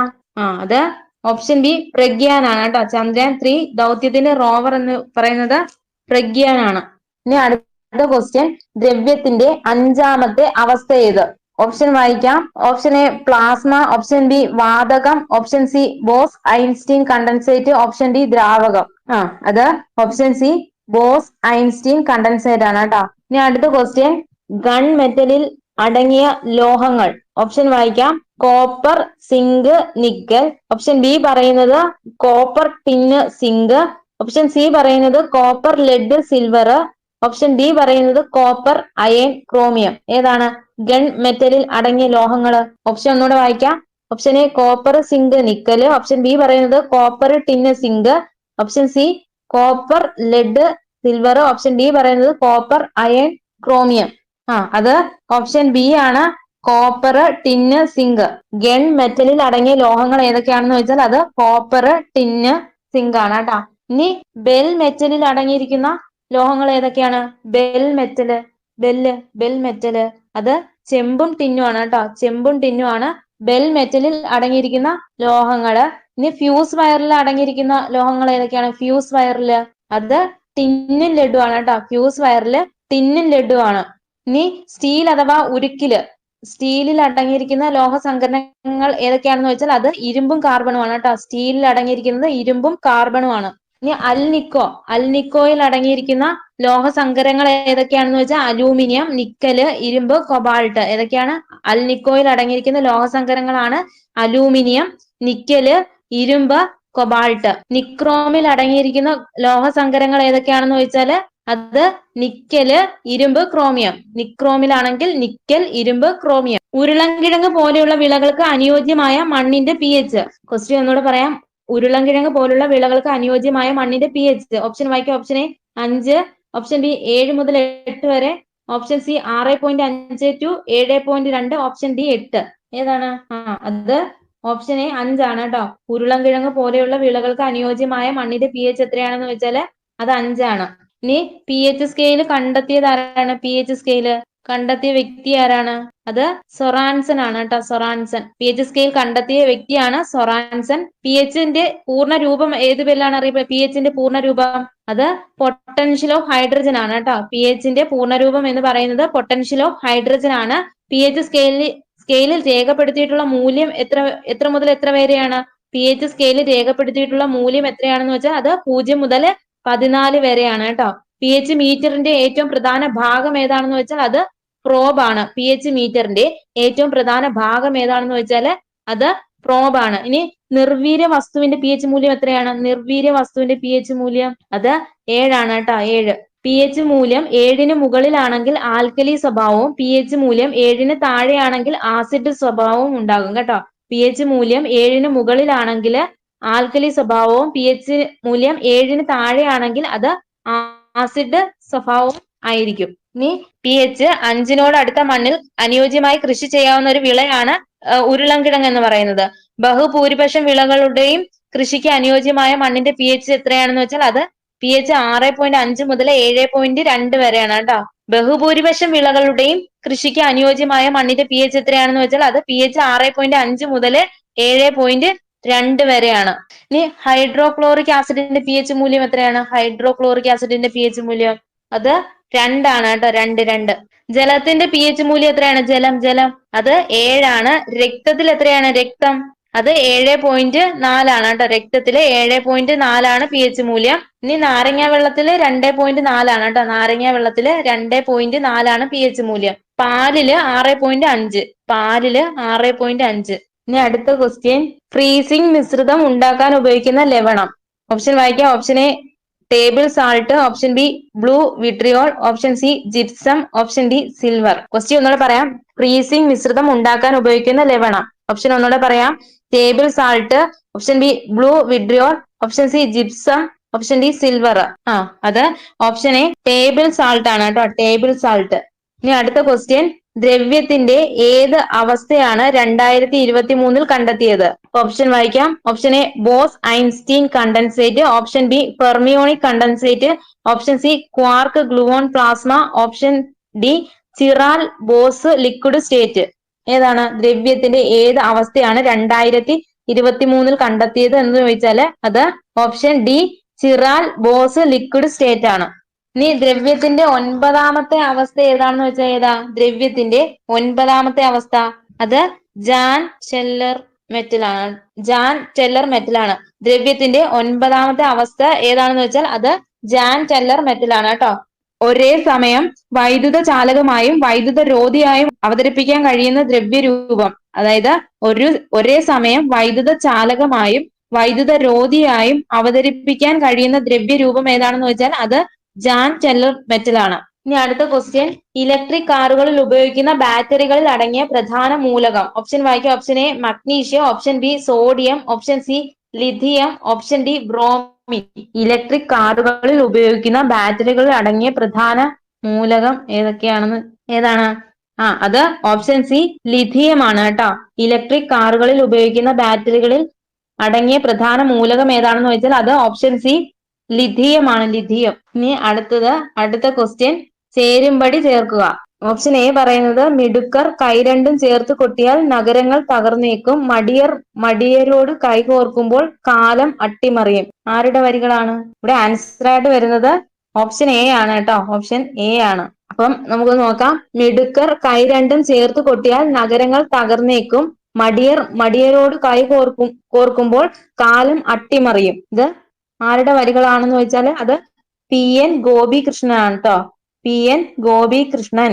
ഇനി അടുത്ത ബി പറയുന്നത് അറ്റമില്ലാതെഴുന്ന ഭൂമിക്കുമേൽ ഒറ്റ ഞാണായി വലിഞ്ഞു മുറുകി ഞാൻ. ഇത് അനിതാ തമ്പിയാണ് കേട്ടോ. അനിതാ തമ്പി. ഇനി റെയിൽ വക്കത്തു നിന്നൊന്നേ രണ്ടെന്ന് എണ്ണുന്ന കൂട്ടിയാൽ അവസാനത്തെ ഭൂതത്തിൽ ആനന്ദം പുഞ്ചിരിച്ചിടും. ഇത് ആരുടെ വരികളാണെന്ന് ചോദിച്ചാല് അത് പി രാമൻ ആണ് കേട്ടോ. പി രാമൻ. ഇനി ഡി പറയുന്നത് അവരോരോരുത്തരുടെയും ജീവിതങ്ങളുടെ ആകെ തുകയും ജീവിച്ചിരിക്കുന്ന കുട്ടികൾ കണ്ടുകൂട്ടുന്ന കനവുകളുടെ ആകെ തുകയും തമ്മിൽ കൂട്ടിയാൽ കിട്ടുന്നതാണ് നക്ഷത്രങ്ങളുടെ കിറുകൃത്യമായ എണ്ണം. ഇത് ആരുടെ വരികളാണെന്ന് ചോദിച്ചാല് അസീം താന്നിമൂട്. ഇവിടെ ആൻസർ ആയിട്ട് വരുന്നത് ഓപ്ഷൻ എ ആണ്. ഇനി അടുത്ത ക്വസ്റ്റ്യൻ, ഇരയമ്മൻ തമ്പിയുടെ ആട്ടക്കഥകളിൽ ഉൾപ്പെടാത്തത് ഏത്? ഓപ്ഷൻ വായിക്കാം. Option A Uthara Swayamvaram, option B Keechakavadham, option C Dakshayagam, option D Thorana Yudham. ഏതാണ്? അത് ഓപ്ഷൻ ഡി തോരണ യുദ്ധമാണ് കേട്ടോ. തോരണ യുദ്ധം. ഇരയമ്മൻ തമ്പിയുടെ ആട്ടക്കഥകളിൽ ഉൾപ്പെടാത്തത് ഏതാണെന്ന് വെച്ചാൽ അത് ഓപ്ഷൻ ഡി തോരണ യുദ്ധമാണ്. ഇനി അടുത്ത ക്വസ്റ്റ്യൻ ചേരുംപടി ചേർക്കുക. ഇവിടെ ആൻസർ ആയിട്ട് വരുന്നത് ഓപ്ഷൻ സി ആണ് കേട്ടോ. ഓപ്ഷൻ സി ഇറാനിമോസ്, കരിക്കോട്ടക്കരി, പീലിപ്പോസ്, അടി, ഉണ്ണിച്ചെക്കൻ, അടിയാളപ്രേതം, വാവച്ചൻ, മീശ. ഇനി അടുത്ത ക്വസ്റ്റ്യൻ മുസിരിസ് പൈതൃക പദ്ധതിയുമായി ബന്ധപ്പെടാത്തത് ഏത്? ഓപ്ഷൻ വായിക്കാം. Option A Cheraman Juma Masjid, option B Paliyam Kovilakam, option C Sahodaran Ayyappan ഭവനം, ഓപ്ഷൻ ഡി സെന്റ് ഫ്രാൻസിസ് പള്ളി, ഫോർട്ട് കൊച്ചി. ഏതാണ് മുസിരിസ് പൈതൃക പദ്ധതിയുമായി ബന്ധപ്പെടാത്തത്? ഓപ്ഷൻ ഒന്നുകൂടെ പറയാം. ചേരമാൻ ജുമാ മസ്ജിദ്, ഓപ്ഷൻ ബി പാലിയം കോവിലകം, ഓപ്ഷൻ സി സഹോദരൻ അയ്യപ്പൻ ഭവനം, ഓപ്ഷൻ ഡി സെന്റ് ഫ്രാൻസിസ് പള്ളി, ഫോർട്ട് കൊച്ചി. അത് ഓപ്ഷൻ ഡി ആണ്, സെന്റ് ഫ്രാൻസിസ് പള്ളി, ഫോർട്ട് കൊച്ചി കേട്ടോ. അപ്പം മുസിരിസ് പൈതൃക പദ്ധതിയുമായി ബന്ധപ്പെടാത്തത് ഏതാണെന്ന് ചോദിച്ചാല് അത് ഓപ്ഷൻ ഡി സെന്റ് ഫ്രാൻസിസ് പള്ളി, ഫോർട്ട് കൊച്ചി. അടുത്ത ക്വസ്റ്റ്യൻ ധ്യാൻചന്ദ് പുരസ്കാരവുമായി ബന്ധപ്പെട്ട ശരിയായ പ്രസ്താവനകൾ തിരഞ്ഞെടുക്കുക. പ്രസ്താവന വായിക്കാം. മികച്ച ക്രിക്കറ്റർക്കുള്ള പുരസ്കാരം. രണ്ടാമത്തെ പ്രസ്താവന പറയുന്നത് ഗുസ്തി താരമായ ധ്യാൻചന്ദിന്റെ പേരിൽ നൽകുന്ന പുരസ്കാരം. മൂന്നാമത്തെ പ്രസ്താവന പറയുന്നത് മികച്ച കായിക പരിശീലകർക്ക് നൽകുന്ന പുരസ്കാരം. നാലാമത്തെ പ്രസ്താവന പറയുന്നത് KM Beenamol, Anju Bobby George, PR Sreejesh തുടങ്ങിയ മലയാളികൾക്ക് ധ്യാൻചന്ദ് പുരസ്കാരം നേടിയിട്ടുണ്ട്. അപ്പൊ ഇവിടെ ആൻസർ ആയിട്ട് വരുന്നത് ഓപ്ഷൻ ഡി എല്ലാം തെറ്റാണ് കേട്ടാ. ഇനി ഹോക്കി മാന്ത്രികനായിരുന്ന മേജർ ധ്യാൻചന്ദിന്റെ സ്മരണാർത്ഥം ഭാരത സർക്കാർ നൽകുന്ന പുരസ്കാരമാണ് ധ്യാൻചന്ദ് ലൈഫ് ടൈം പുരസ്കാരം എന്ന് പറയുന്നത് കേട്ടോ. ഹോക്കി മാന്ത്രികനായിരുന്ന മേജർ ധ്യാൻചന്ദിന്റെ സ്മരണാർത്ഥം ഭാരത സർക്കാർ നൽകുന്ന പുരസ്കാരമാണ് ധ്യാൻചന്ദ് ലൈഫ് ടൈം പുരസ്കാരം. ധ്യാൻചന്ദ് പുരസ്കാരം നൽകി തുടങ്ങിയ വർഷം എന്നാണ്? ധ്യാൻചന്ദ് പുരസ്കാരം നൽകി തുടങ്ങിയ വർഷം അത് 2002-ലാണ് കേട്ടോ. 2002-ലാണ് ധ്യാൻചന്ദ് പുരസ്കാരം നൽകി തുടങ്ങിയത്. ഇനി 2024 മേജർ ധ്യാൻചന്ദ് ഖേൽരത്ന അവാർഡ് ജേതാക്കൾ ആരൊക്കെയാണ്? 2024 മേജർ ധ്യാൻചന്ദ് ഖേൽരത്ന അവാർഡ് ജേതാക്കൾ അത് ഡി ഗുഗേഷ് ഉണ്ട്, chess, D Gukesh chess, Harmanpreet Singh hockey, Praveen Kumar അത് പാരാ അത്ലറ്റ് ആണ്, മനു ഭാക്കർ ഷൂട്ടിങ്. ഒന്നുകൂടെ പറയാം. D Gukesh chess, Harmanpreet Singh hockey, Praveen Kumar para athlete, Manu Bhaker shooting. ഇനി അടുത്ത ക്വസ്റ്റ്യൻ കേരള സർക്കാർ അവതരിപ്പിക്കുന്ന ജീവാനന്ദം പദ്ധതി സംബന്ധിച്ച ശരിയായ പ്രസ്താവന തിരഞ്ഞെടുത്തെഴുതുക. ഓപ്ഷൻ വായിക്കാം. ഓപ്ഷൻ എ സർക്കാർ ജീവനക്കാരുടെ ശമ്പളത്തിൽ നിന്നും നിശ്ചിത തുക ഈടാക്കാനും വിരമിച്ച ശേഷം മാസം തോറും തുക തിരികെ നൽകാനും ലക്ഷ്യമിടുന്ന പദ്ധതി. രണ്ടാമത്തെ പ്രസ്താവന പറയുന്നത് വയോജനങ്ങളുടെ ആരോഗ്യ സംരക്ഷണ പരിപാലനത്തിന് ഊന്നൽ നൽകുന്ന പദ്ധതി. ഓപ്ഷൻ സി പറയുന്നത് സ്ത്രീകളുടെയും കുട്ടികളുടെയും സംരക്ഷണത്തിനായി ആവിഷ്കരിച്ച പദ്ധതി. ഓപ്ഷൻ ഡി പറയുന്നത് ആദിവാസി മേഖലയിലെ കുട്ടികളിൽ കാണുന്ന പോഷക ആഹാരക്കുറവ് മൂലമുണ്ടാകുന്ന പ്രശ്നങ്ങൾ തടയുന്നതിന് നടപ്പിലാക്കിയ പദ്ധതി. ഏതാണ് കേരള സർക്കാർ അവതരിപ്പിക്കുന്ന ജീവാനന്ദം പദ്ധതിയുമായി ബന്ധപ്പെട്ടിരിക്കുന്നത്? അത് ഓപ്ഷൻ എ ആണ്. സർക്കാർ ജീവനക്കാരുടെ ശമ്പളത്തിൽ നിന്നും നിശ്ചിത തുക ഈടാക്കാനും വിരമിച്ച ശേഷം മാസം തോറും തുക തിരികെ നൽകാനും ലക്ഷ്യമിടുന്ന പദ്ധതിയാണ് കേട്ടോ. ഇനി അടുത്ത ക്വസ്റ്റ്യൻ ആരോഗ്യ കിരണം പദ്ധതിയുടെ ഗുണഭോക്താക്കളുടെ പ്രായമുള്ളവർ. ഓപ്ഷൻ ബി 18 വയസ്സിന് താഴെ പ്രായമുള്ളവർ, ഓപ്ഷൻ സി 10 വയസ്സിന് താഴെ പ്രായമുള്ളവർ, ഓപ്ഷൻ ഡി 60 വയസ്സിന് മുകളിൽ പ്രായമുള്ള മുതിർന്ന പൗരന്മാർ. അത് ഓപ്ഷൻ ബി 18 വയസ്സിൽ താഴെ പ്രായമുള്ളവരാണ് കേട്ടോ. ആരോഗ്യ കിരണം പദ്ധതിയുടെ ഗുണഭോക്താക്കളുടെ പ്രായപരിധി എത്രയാണെന്ന് ചോദിച്ചാല് അത് 18 വയസ്സിൽ താഴെ പ്രായമുള്ളവരാണ്. ക്വസ്റ്റ്യൻ ഒന്നുകൂടെ പറയാം. ആരോഗ്യ കിരണം പദ്ധതിയുടെ ഗുണഭോക്താക്കളുടെ പ്രായപരിധി എത്രയാണോ? ഓപ്ഷൻ എ 18-നും 35-നും ഇടയിൽ പ്രായമുള്ളവർ, ഓപ്ഷൻ ബി 18 വയസ്സിൽ താഴെ പ്രായമുള്ളവർ, ഓപ്ഷൻ സി 10 വയസ്സിന് താഴെ പ്രായമുള്ളവർ, ഓപ്ഷൻ ഡി 60 വയസ്സിന് മുകളിൽ പ്രായമുള്ള മുതിർന്ന പൗരർ. ഇവിടെ ആൻസർ ആയിട്ട് വരുന്ന ഓപ്ഷൻ ബി 18 വയസ്സിൽ താഴെ പ്രായമുള്ളവരാണ് ആരോഗ്യ കിരണം പദ്ധതിയുടെ ഗുണഭോക്താക്കളുടെ പ്രായപരിധി എന്ന് പറയുന്നത്. ഇനി അടുത്ത ക്വസ്റ്റ്യൻ ഏറ്റവും വേഗതയേറിയ ട്രാൻസ്മിഷൻ മീഡിയ ഏതാണ്? ഓപ്ഷൻ വായിക്കാം. Option A twisted pair cable, option B coaxial cable, option C optical fibre cable, option D shielded twisted pair cable. ഏതാണ്? അത് ഒപ്റ്റിക്കൽ ഫൈബർ കേബിൾ കേട്ടോ. ഏറ്റവും വേഗതയേറിയ ട്രാൻസ്മിഷൻ മീഡിയ ഏതാണെന്ന് ചോദിച്ചാല് option C optical fibre cable ആണ്. ഇനി അടുത്ത ക്വസ്റ്റ്യൻ സൈബർ ആക്രമണങ്ങൾ തടയുന്നതിനായി ഇന്ത്യൻ പ്രതിരോധ മന്ത്രാലയം രൂപകൽപ്പന ചെയ്ത ഓപ്പറേറ്റിംഗ് സിസ്റ്റം ഏത്? ഓപ്ഷൻ വായിക്കാം. അഗ്നി OS, ഓപ്ഷൻ ബി മായ OS, option C സീഡാക് OS. Option D defend OS. അത് ഓപ്ഷൻ ബി ആണ്, മായ OS ആണ് കേട്ടോ. സൈബർ ആക്രമണങ്ങൾ തടയുന്നതിനായി ഇന്ത്യൻ പ്രതിരോധ മന്ത്രാലയം രൂപകൽപ്പന ചെയ്ത ഓപ്പറേറ്റിംഗ് സിസ്റ്റം ഏതാണെന്ന് ചോദിച്ചാൽ അത് മായ OS ആണ്. ഇനി അടുത്ത ക്വസ്റ്റ്യൻ, താഴെ പറയുന്നവയിൽ ക്ലൗഡ് അടിസ്ഥാനമാക്കിയുള്ള സിസ്റ്റം ഏതല്ല? ക്വസ്റ്റ്യൻ ക്യാൻസൽ ആണ്. ഇനി അടുത്ത ക്വസ്റ്റ്യൻ വായിക്കാം. താഴെ പറയുന്നവയിൽ ഒപ്റ്റിക്കൽ സ്റ്റോറേജ് ഡിവൈസിന് ഉദാഹരണം ഏത്? ക്വസ്റ്റ്യൻ ഒന്നുകൂടെ പറയാം. താഴെ പറയുന്നവയിൽ ഒപ്റ്റിക്കൽ സ്റ്റോറേജ് ഡിവൈസിന് ഉദാഹരണം ഏത്? ഓപ്ഷൻ വായിക്കാം. Option A Blu ray disc, option B pen drive, option C hard disk, option D memory card. അത് option A Blu ray disc ആണ് കേട്ടോ. ഒപ്റ്റിക്കൽ സ്റ്റോറേജ് ഡിവൈസിന് ഉദാഹരണം ഏതാണെന്ന് വെച്ചാൽ ബ്ലൂ റേ ഡിസ്ക് ആണ്. ഇനി ഉയർന്ന സംഭരണ ശേഷിയുള്ള ഒപ്റ്റിക്കൽ ഡിസ്ക് ഏതാണെന്ന് വെച്ചാൽ അത് ബ്ലൂ റേ ഡിസ്ക് ആണ്. ഉയർന്ന സംഭരണ ശേഷിയുള്ള ഒപ്റ്റിക്കൽ ഡിസ്ക് ഏതാണെന്ന് വെച്ചാൽ അത് ബ്ലൂ റേ ഡിസ്ക് ആണ് കേട്ടോ. ഇനി അടുത്ത ക്വസ്റ്റ്യൻ, ഇമെയിലിന്റെ കാര്യത്തിൽ ശരിയല്ലാത്ത പ്രസ്താവന ഏത്? ഓപ്ഷൻ വായിക്കാം. ഓപ്ഷൻ എ ഇമെയിൽ മുഖാന്തരം ചിത്രങ്ങള്, ഓഡിയോ, വീഡിയോ മുതലായവ അയക്കാവുന്നതാണ്. ഓപ്ഷൻ ബി പറയുന്നത് പേപ്പർ ഉപയോഗിക്കാത്തത് കാരണം ഇമെയിൽ പരിസ്ഥിതി സൗഹാർദ്ദമാണ്. ഇനി സി പറയുന്നത് ഇമെയിൽ വഴി വൈറസ് വ്യാപനം നടക്കുകയില്ല. ഓപ്ഷൻ ഡി പറയുന്നത് ഇമെയിൽ മുഖാന്തരം ഒന്നിൽ കൂടുതൽ ആളുകൾക്ക് ഒരേ സമയം മെസ്സേജ് അയക്കാവുന്നതാണ്. അപ്പൊ ഇവിടെ ആൻസർ ആയിട്ട് വരുന്നത് ഓപ്ഷൻ സി ആണ്, ഇമെയിൽ വഴി വൈറസ് വ്യാപനം നടക്കുകയില്ല. ഇത് തെറ്റായ പ്രസ്താവനയാണ്. ഇനി അടുത്ത ക്വസ്റ്റ്യൻ, പോക്സോ നിയമം നിലവിൽ വന്നത് ഏത് വർഷമാണ്? ഓപ്ഷൻ വായിക്കാം. 2000, option B 2005, option C 2010, option D 2012. അത് ഓപ്ഷൻ ഡി 2012 ആണ്. ഇനി അടുത്ത ക്വസ്റ്റ്യൻ, ഉപഭോക്തൃ അവകാശങ്ങൾ സംരക്ഷിക്കുന്നതിനായി ഉപഭോക്തൃ സംരക്ഷണ നിയമം 2019 കീഴിൽ സ്ഥാപിതമായ ബോഡികൾ ഏതാണ്? ഓപ്ഷൻ വായിക്കാം. ഓപ്ഷൻ എ ഉപഭോക്തൃ സംരക്ഷണ ഏജൻസി, ഓപ്ഷൻ ബി ഉപഭോക്തൃ തർക്ക പരിഹാര കമ്മീഷൻ, ഓപ്ഷൻ സി ഉപഭോക്തൃ സുരക്ഷാ ബോർഡ്, ഓപ്ഷൻ ഡി ഉപഭോക്തൃ അഭിഭാഷക കൗൺസിൽ. ക്വസ്റ്റ്യൻ ഒന്നുകൂടെ പറയാം. ഉപഭോക്തൃ അവകാശങ്ങൾ സംരക്ഷിക്കുന്നതിനായി ഉപഭോക്തൃ സംരക്ഷണ നിയമം 2019 കീഴിൽ സ്ഥാപിതമായ ബോഡികൾ ഏതാണ്? ഓപ്ഷൻ ഒന്നുകൂടെ പറയാം. ഓപ്ഷൻ എ ഉപഭോക്തൃ സംരക്ഷണ ഏജൻസി, ഓപ്ഷൻ ബി ഉപഭോക്തൃ തർക്ക പരിഹാര കമ്മീഷൻ, ഓപ്ഷൻ സി ഉപഭോക്തൃ സുരക്ഷാ ബോർഡ്, ഓപ്ഷൻ ഡി ഉപഭോക്തൃ അഭിഭാഷക കൗൺസിൽ. ഇവിടെ ആൻസർ ആയിട്ട് വരുന്നത് ഓപ്ഷൻ ബി ഉപഭോക്തൃ തർക്ക പരിഹാര കമ്മീഷൻ ആണ് കേട്ടോ. ഇനി അടുത്ത ക്വസ്റ്റ്യൻ, ഗാർഹിക പീഡനങ്ങളിൽ നിന്നുള്ള സ്ത്രീകളുടെ സംരക്ഷണ നിയമം 2005 നിയമത്തിന് കീഴിൽ ഒരു പീഡനത്തിനിരയായ ഒരാൾക്ക് എന്ത് തരത്തിലുള്ള ആശ്വാസം നേടാനാകും? ക്വസ്റ്റ്യൻ ഒന്നുകൂടെ പറയാം. ഗാർഹിക പീഡനങ്ങളിൽ നിന്നുള്ള സ്ത്രീകളുടെ സംരക്ഷണ നിയമം 2005 നിയമത്തിന് കീഴിൽ ഒരു പീഡനത്തിനിരയായ ഒരാൾക്ക് എന്ത് തരത്തിലുള്ള ആശ്വാസം നേടാനാകും? ഓപ്ഷൻ വായിക്കാം. സംരക്ഷണ ഉത്തരവുകൾ, ഓപ്ഷൻ ബി താമസ ഉത്തരവുകൾ, ഓപ്ഷൻ സി പണ ആശ്വാസം, ഓപ്ഷൻ ഡി ഇവയെല്ലാം. ഓപ്ഷൻ ഡി ഇവയെല്ലാമാണ് കേട്ടോ. സംരക്ഷണ ഉത്തരവുകൾ, താമസ ഉത്തരവുകൾ, പണ ആശ്വാസം. ഇനി അടുത്ത ക്വസ്റ്റ്യൻ, ഗാർഹിക പീഡനത്തിൽ നിന്നുള്ള സ്ത്രീകളുടെ സംരക്ഷണ നിയമം 2005 നിയമപ്രകാരം സംരക്ഷണ ഉത്തരവ് ലംഘിക്കുന്നതിനുള്ള പരമാവധി ശിക്ഷ എന്താണ്?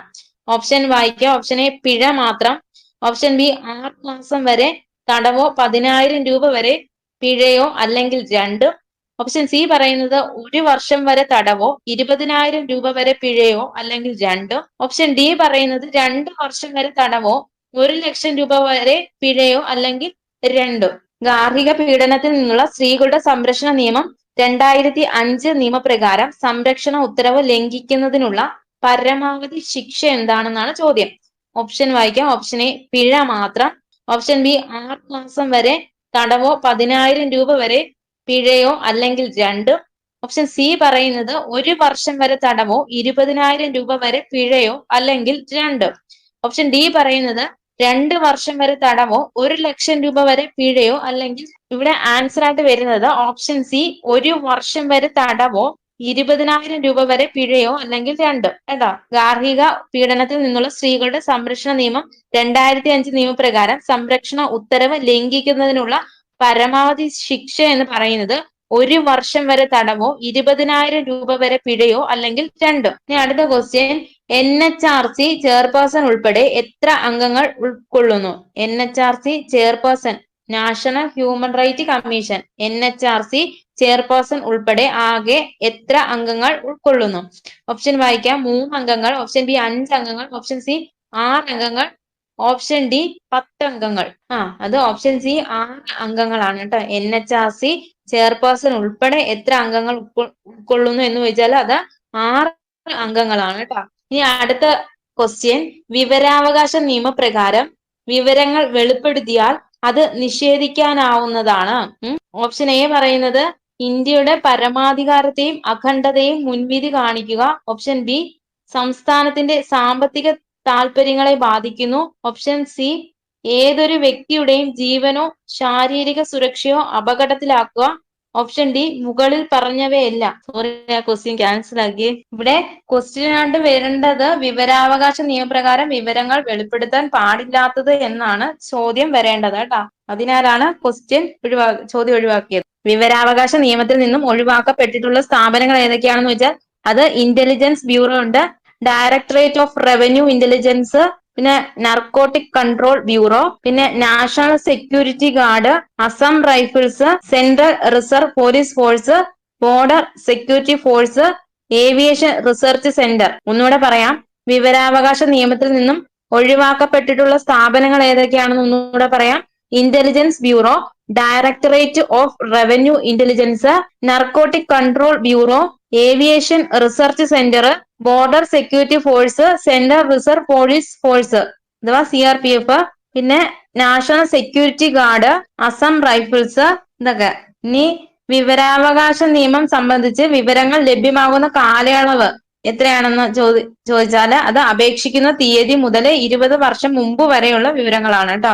വിവരാവകാശ നിയമം സംബന്ധിച്ച് വിവരങ്ങൾ ലഭ്യമാകുന്ന കാലയളവ് അപേക്ഷിക്കുന്ന തീയതി മുതൽ 20 വർഷം മുൻപ് വരെയുള്ള വിവരങ്ങള്. ഇനി അടുത്ത 70ാമത്തെ ക്വസ്റ്റ്യൻ, ദേശീയ വനിതാ കമ്മീഷൻ അതിന്റെ വാർഷിക റിപ്പോർട്ട് ഏത് ബോഡിക്കാണ് സമർപ്പിക്കേണ്ടത്? ഓപ്ഷൻ വായിക്കാം. ഓപ്ഷൻ എ ഇന്ത്യയുടെ രാഷ്ട്രപതി, ഓപ്ഷൻ ബി ഇന്ത്യൻ പ്രധാനമന്ത്രി, ഓപ്ഷൻ സി കേന്ദ്ര സർക്കാർ, ഓപ്ഷൻ ഡി സുപ്രീം കോടതി. ഏതാണ്? അപ്പൊ ദേശീയ വനിതാ കമ്മീഷൻ അതിന്റെ വാർഷിക റിപ്പോർട്ട് സമർപ്പിക്കേണ്ടത് ഓപ്ഷൻ സി കേന്ദ്ര സർക്കാരിനാണ് കേട്ടാ, കേന്ദ്ര സർക്കാരിന്.